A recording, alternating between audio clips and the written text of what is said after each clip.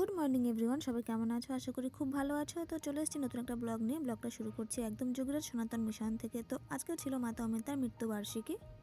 তো আমি থাকি আমার প্রিয় শহর কাকদ্বীপে। আর তোমরা আমার ভিডিও কোন জায়গা থেকে দেখছো সেটা কিন্তু আমাকে অবশ্যই কমেন্ট করে জানিও, তাহলে আমার কমেন্টগুলো পড়তে কিন্তু খুব ভালো লাগে।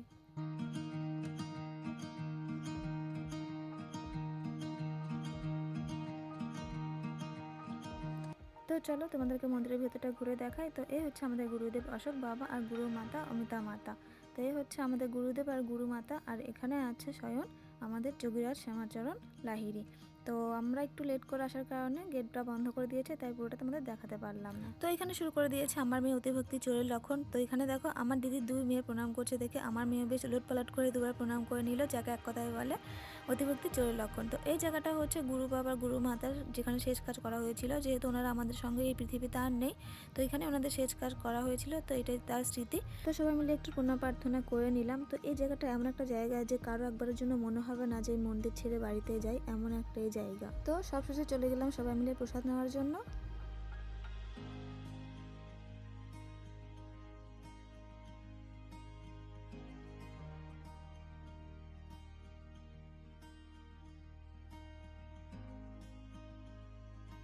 তো তারপরে সবাই চলে এলাম প্রসাদ নেওয়ার জন্য। প্রসাদে ছিল আলু ভাজা, ডাল, আলু ফুলকপির তরকারি, চাটনি, পায়েস।